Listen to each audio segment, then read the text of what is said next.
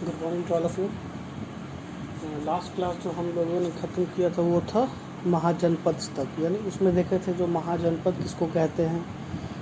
16 महाजनपद जितने भी थे सबको हमने देखा था कि उसके नाम देखे थे, जो उसमें जो भी इम्पोर्टेंट थे उसमें कौन कौन से थे। तो most important of these were Magadha, Kosala, Kashi, Avanti, Vaishali, Lichchhavi, etc. तो ये जो आप मैप देख रहे हैं तो उसमें रेड मार्किंग जो भी है वो महाजनपद वगैरह थे। तो उसमें हमने देखा था कि Mahajanapada were of two kinds, first one is monarchial and second one is republican. तो आज हम लोग आगे टॉपिक को कंटिन्यू कर रहे हैं। तो अभी जो हम स्टार्ट कर रहे हैं वो टॉपिक है हमारा monarchial. The king was the head of his kingdom, he performed वैदिक सैक्रिफाइसेस। किंग जो थे वो हमारे किंगडम के क्या थे, हेड होते थे। हम मोनार्कियल पढ़ रहे हैं। King was the head of his kingdom, यानी उस साम्राज्य का हेड कौन होते थे, तो किंग होते थे। ही परफॉर्म्ड वैदिक सेक्रीफाइसेस, यानी वैदिक सेक्रीफाइसेस जो भी होता था परफॉर्मेंस, वो सब जो होता था वो कौन करते थे, तो किंग करते थे। He was very powerful, he had a strong army and many sources of income. King बहुत ही पावरफुल होते थे। उनकी किंग की जो इनकम सोर्स होती थी, इनकम सोर्स ऑफ इनकम वो बहुत ज़्यादा था, मतलब बहुत अलग अलग तरीके से उनका इनकम आता था। Magadha, Vatsa, Avanti and Kosala were some of the monarchial janapadas. अब देखिए republican, there was no king. Republican में कोई राजा नहीं होता था। It was ruled by a group of people elected by the common people. ये एक ग्रुप के द्वारा, it was ruled by a group of people, यानी ये उस ग्रुप के द्वारा इसको राज किया जाता था। जो ग्रुप के जो मेंबर होते थे वो लोगों के द्वारा चुन के आते थे। जो आम जनता थे वो उनको चुन के उस ग्रुप में भेजती थी, और वो उस ग्रुप में से जो डिसीजन हो कि कोई एक आदमी जो होता था वो उस मतलब वो चलाते थे देश को या जो भी राज्य को। Decision we are taken by a simple majority and the system work democratically. Decision जो है वो मेजोरिटी से आता था, यानी वो जो चुने हुए लोग होते थे वही लोग फिर से वोट देते थे किसी एक पर्सन को, और वो पर्सन जो भी जीत के जाता था वो जो है वर्क करता था डेमोक्रेटिकली, यानी प्रजातंत्र के नियम के अकॉर्डिंग वो काम करता था। The Sakyas and the Lichchhavis were important republican janapada. जो साकाज थे और लिच्छवीज थे ये इम्पॉर्टेंट जनपद थे, रिपब्लिकन जनपद। अब देखिए डिड यू नो में आ रहा है the Mahajanapada, most of them were forfeited, huge walls of wood, brick और stone were built around them. यानी महाजनपद जो है मतलब बड़ी बड़ी दीवारों से जो लकड़ी के होते थे या ईंटे की होते थे या पत्थर के होते थे उससे वो घिरे होते थे। फोर्ट्स वेयर बिल्ड फॉर, जो किले बनते थे वो किस लिए बनते थे, तो protection against attack by enemies, to display the might, power and the wealth of the ruler. यानी रूलर की ताकत को दिखाने के लिए इसका निर्माण होता था, उसकी भव्यता को दिया जाता था। यानी जिस राजा के किले जितने भव्य हैं, जितने बड़े हैं, उसकी दीवारें जितनी ऊंची है वो राजा उतने बड़े होते थे। To make it easy for the king to control the people inside the fortified area, और राजा के लिए भी आसान होता था कि उस फोर्टिफाइड एरिया के अंदर जो भी लोग होते थे उन पे अधिकार जमाने में। Think of the enormous labour cost and planning required to build this forts. सोचिए आप लोग कि इतने बड़े क्षेत्र को एक दीवार से या किला के रूप में घेरने में, इसको बनाने में कितने रुपए खर्च होते होंगे। Position of the king, the king was the most powerful person in the kingdom. Kingdom में जो है जो राजा होते थे वो सबसे पावरफुल पर्सन होते थे। ही प्रोटेक्टेड हिज पीपुल, वो अपने प्रजा की सुरक्षा करता था। He stood as the guardian of dharma, उसे धर्म का गार्जियन भी माना जाता था। He was assisted in his work by purohit, the senani and the amatyas. यानी किंग को उसके काम में कौन मदद करते थे, तो पुरोहित मदद करते थे, सेनानी मदद करते थे और अमात्यास उसकी मदद करते थे। इसमें 3 पॉइंट है। फर्स्ट पॉइंट है the purohit acted as the chief priest and king advisor. King के एडवाइजर के रूप में और मुख्य पुजारी के रूप में कौन काम करते थे? पुरोहित उनकी मदद करते थे। द सेनानी लुक्ड आफ्टर मिलिट्री मैटर्स। जो सेनानी थे वो मिलिट्री का जो भी मैटर होता था उसका देखभाल वो करता था, यानी सेनापति होते थे ये। और तीसरा पॉइंट है the Amatyas looked after the administration, judiciary and the revenue collection. और ये अमात्याज जो थे ये राजा की किस चीज़ में मदद करते थे, कैसे मदद करते थे? तो एडमिनिस्ट्रेशन को देखभाल करते थे, जुडिशियरी को की देखभाल, मतलब जुडिशियरी, एडमिनिस्ट्रेशन और रेवेन्यू कलेक्शन, टैक्स कलेक्शन की जो जितनी भी जिम्मेवारी होती थी वो इनकी होती थी, यानी ये अपने काम के द्वारा राजा की मदद करते थे। Taxes collected by the king were spent on maintaining his army and officer. जो प्रजा से टैक्स लिया जाता था वो टैक्स जो है किंग किस पे खर्च करते थे?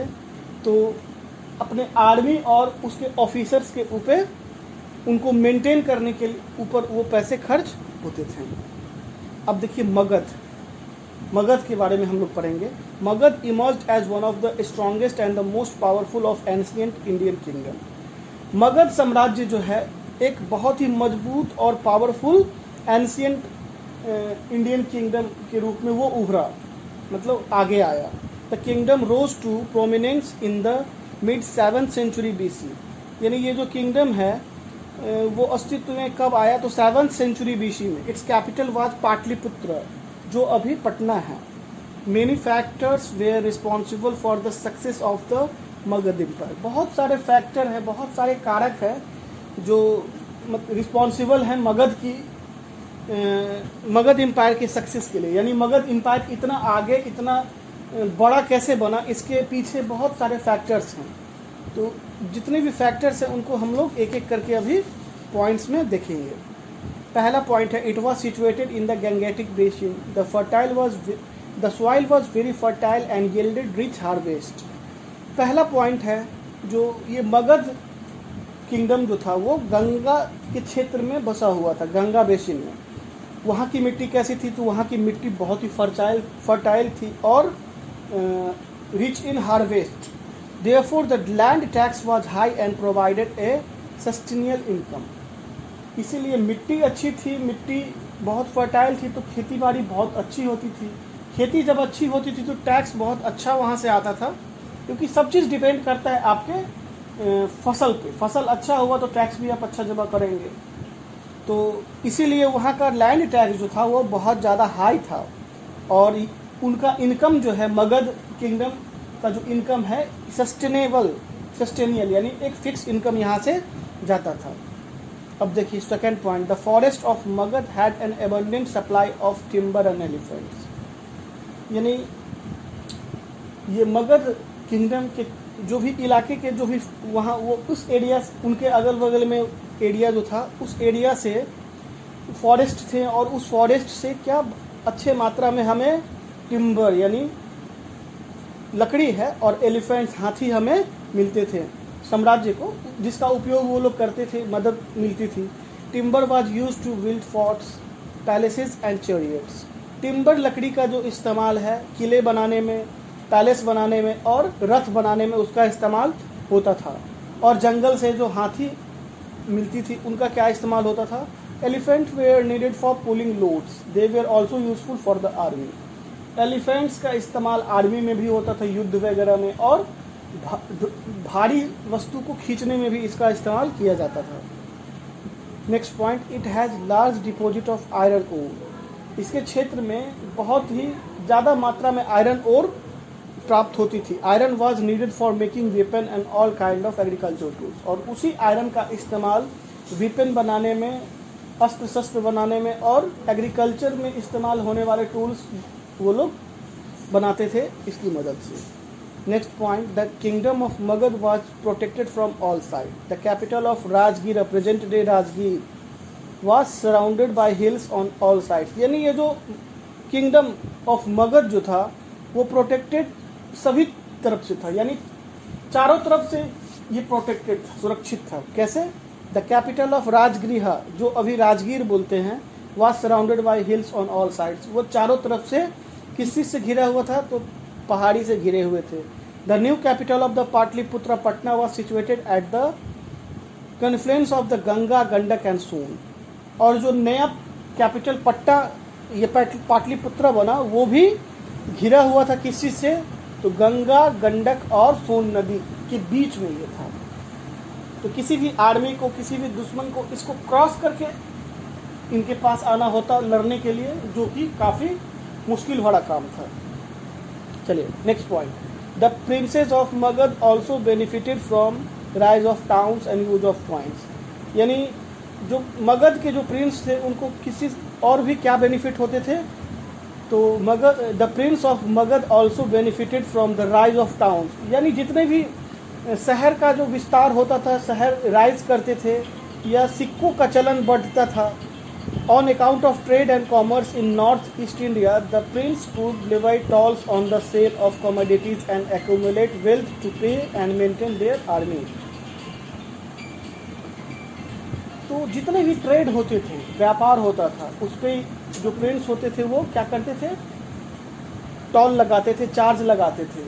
आप अगर हमारे यहाँ आके बेचोगे तो आपको टैक्स देना पड़ेगा, या यहाँ के लोग अगर बाहर जाके बेचेंगे तो उनके रोड्स वगैरह का इस्तेमाल करेंगे तो उसके लिए टैक्स देना पड़ेगा। यानी व्यापार बढ़ रहा था तो बदले में उससे टैक्स के रूप में, टॉल के रूप में कमाई हो रही थी।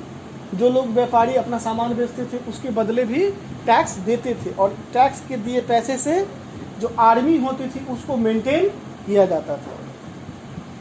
और लास्ट पॉइंट है, Magadha was ruled by powerful kings like Bimbisara, Ajatashatru and Mahapadmananda who constantly expanded their territories through war and diplomacy.